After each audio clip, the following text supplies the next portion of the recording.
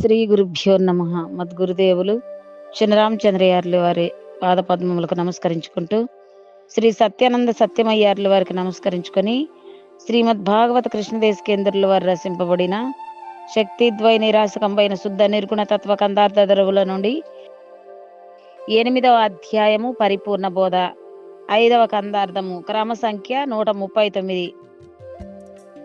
పరిపూర్ణమనిన ఎట్టిదో ఎరిగెదనని ఎరుక బయటికేగిన ఎరుక, ఎరుకకు శూన్యం బయ్యను ఎరుకను జన్మించినట్టి ఈ విశ్వమంతా ఎరుక వలెనే ఏమీ లేదంతా, ఎరుక ఉండంగానే ఎరుక విశ్వములు లేవెరుకాకే ఇది చూడ ఎంతో వింతై దోచే ఈ విశ్వమంతా ఎరుక వలెనే ఏమీ లేదంతా.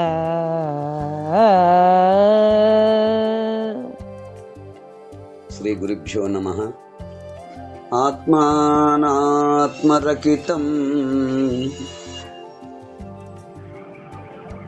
అచల పూర్ణోపదేశికం శ్రీ నిశ్చలానంద నారాయణ గురోర్శిష్యం శ్రీశైల వంశాంబుధిరేవ జాతం శ్రీ పరమానంద శంకరేంద్రం గురుం భజామి. మద్గురుదేవులు శ్రీ శ్రీ పరమానంద శంకర నారాయణ స్వామి వారి పాదపద్మములకు నమస్కరించుకుంటూ,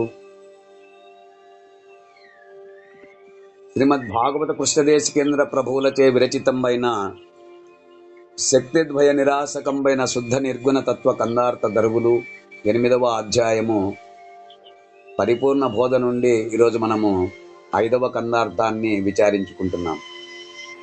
అంటే క్రమ సంఖ్య 139. క్రిందటి కందార్థములో భ్రమేనాకం భ్రమేణత్వం భ్రమేణో ఉపాసకోధన, భ్రమేణేశ్వర భావత్వం భ్రమమూలమిదం జగత్ అన్నట్లుగా నేను, నీవు, అభక్తులైన జీవులు, ఈశ్వరుడు, జగత్తు ఇవన్నీ భ్రాంతిచే కల్పింపబడినవే, భ్రమయే. మొత్తము విశ్వమంతయు మూల కారణముగానున్నది అంటూ మనము క్రిందటి కందార్థములో విచారించుకున్నాము. ఇక తదుపరి కందార్థము క్రమ సంఖ్య 8వ అధ్యాయంలో పరిపూర్ణ బోధలో 139 పరిపూర్ణ బోధ. పరిపూర్ణమనిన ఎట్టిదో ఎరిగెదనని ఎరుక బయటకేగిన ఎరుకే ఎరుకకు శూన్యం భయ్యను ఎరుకను జన్మించినట్టి ఈ విశ్వమంతా ఎరుక వలెనే ఏమీ లేదంతా, ఎరుక ఉండంగానే ఎరుక విశ్వములు లేవెరుకాకే ఇది చూడ ఎంతో వింతై తోచే ఈ విశ్వమంతా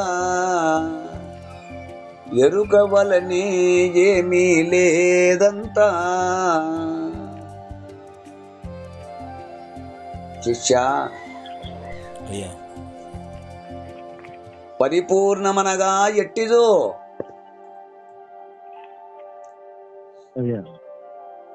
పరిపూర్ణమనగా ఎట్టిదో అంటే గురు సూచన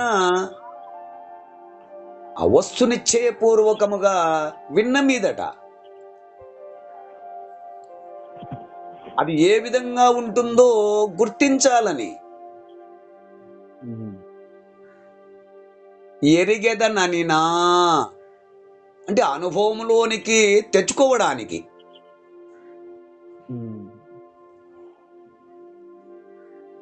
ఎరుకే బయటకేగిన గుర్తెరిగే తెలివి తన ఆవరణాన్ని విడిచి బయటకు వచ్చినప్పుడు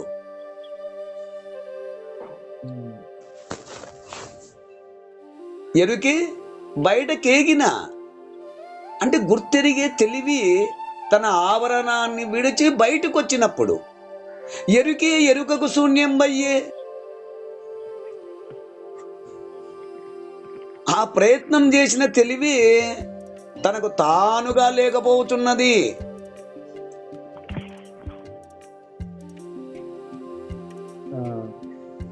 అంటే పరిపూర్ణ పరబ్రహ్మనగా ఎట్టిదో విచారించుచున్న ఎరుక పరిపూర్ణమే శాశ్వతమైనదని గుర్తించి ఎరుక తెలుసుకునే ప్రయత్నం చేయడంలో తన కన్యముగా ఉన్నదానిని గుర్తించగలగాలంటే తన ఆవరణ దాటి తాను బయటకు రాగలుగుట అవసరం.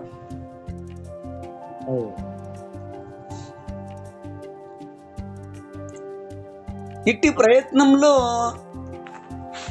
ఆవరణబద్ధమైన ఎరుక గురు వాక్యము చేత ద్వాదశిని విచారించి బయటపడే సందర్భంలో తానే లేకపోతున్నది.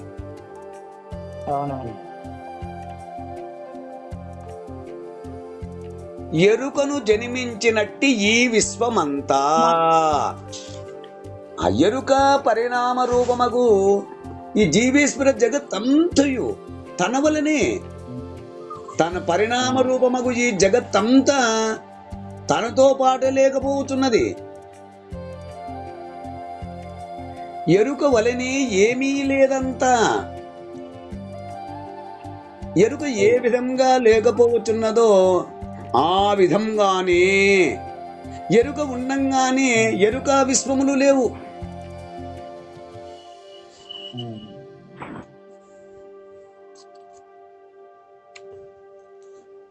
ఎరుక పని చేస్తుండగానే ఎరుకకే ఇది చూడ ఎంతో వింతైతోచే.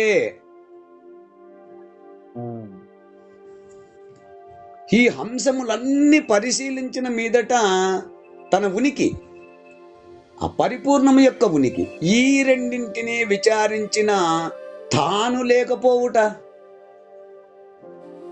స్వామి అను హంసము అంటే ఈ స్థితి యందు ఎంతో వింతగా తోచుతున్నది.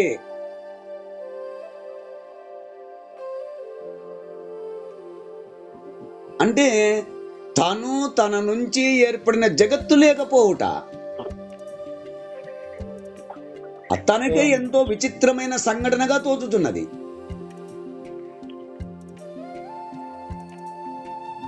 ఈ స్థితి ఆరుడమగుట చాలా కష్టతరమయ్యింది.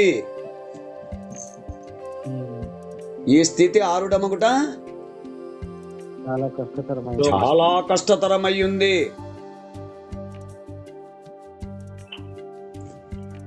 గురుముఖత గురు ప్రబోధ విన్న విధానముచే తాను అఖండ స్వరూపుడై నిలిచిన గాని అంతరార్థము అనుభవములోకి రాజాలదు.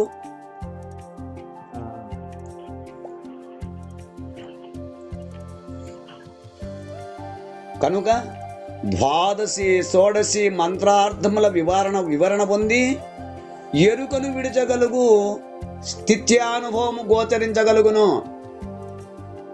ఇది అత్యంత రహస్యము.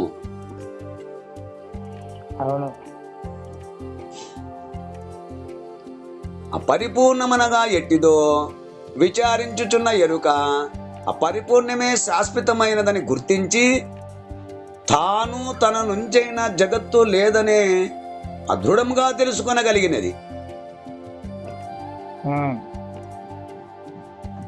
తాను ఉండి తాను లేనని తెలియబడుట తనకే ఆశ్చర్యమే కలిగించును కదా. అవునా? అంటే ఇచ్చట పరిపూర్ణమును ఎరుక చూచి లేకపోవుట కాదు, విచారణచే దృఢముగా గుర్తించినప్పుడు ఎరుక లేదని ఎరుకకు తెలియబడును. అవును.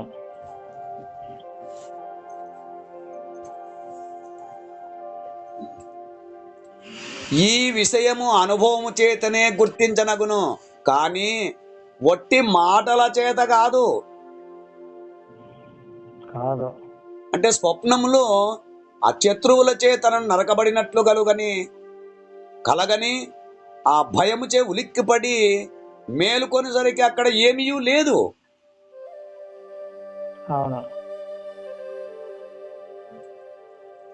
తాను కలలో తెగిపడిన తలను చూచుట చనిపోయినట్లు కలగనుట, ఇది చూచి మేలుకలో ఆశ్చర్యము కదా. అవును కదా. ఆ కలలో తల నరికి పడినట్లు కనపడి ఇదైపోయినాడు. మేలుకొని చూసేసరికి లేదు అక్కడ, కానీ ఆశ్చర్యమే కదా. అవును.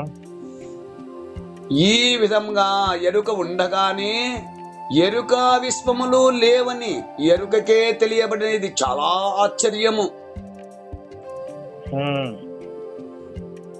ఆ ఎరుక బయటకేగిన ఎట్లా ఏగిన బయటకి, చక్కెర బొమ్మ సాగరము చచ్చర చచ్చియు కానరాకయున్ ఎక్కడకేగనో తెలియ నేమియులేని విదంబు జాడగన్ టక్కరి మాయ పుట్టిటుల భయలందున శూన్యమైన యానిక్కము తెలుపునట్టి గురునే మరకెప్పుడు మ్రొక్కి వేడదన్.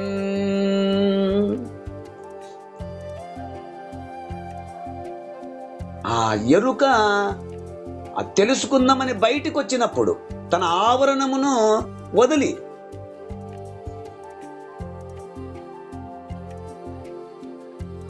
గుర్తించగలగాలంటే ఏం చేయాలి? తన ఆవరణము దాటి తాను బయటకు రాగలుగుట ఎంతో అవసరము. అట్టి ప్రయత్నములో ఆవరణబద్ధమైన ఎరుక ఆ గురువాక్యము చేత ద్వాదశిని విచారించి బయటపడే సందర్భంలో తానే లేకపోతున్నది. అట్లు ఆ చక్కెర బొమ్మ ఆ సముద్రము లోతు ఎంతుందో కొలుసుకోవాలని పోయింది. ఆ లోతు తెలుసుకునేసరికి తానే లేకుండా పోయింది. ఎక్కడ పోయింది? తానే లేకుండా పోయింది అంటూ మనకు ఈ కందార్థము ద్వారా వివరణను తెలియజేస్తున్నారు. ఈ కందార్థ భావాన్ని మీరు కూడా అందుకుంటారని కోరుకుంటూ జై గురుదేవా. జై గురుదేవా. జై గురుదేవా. జై గురుదేవా. జై గురుదేవా.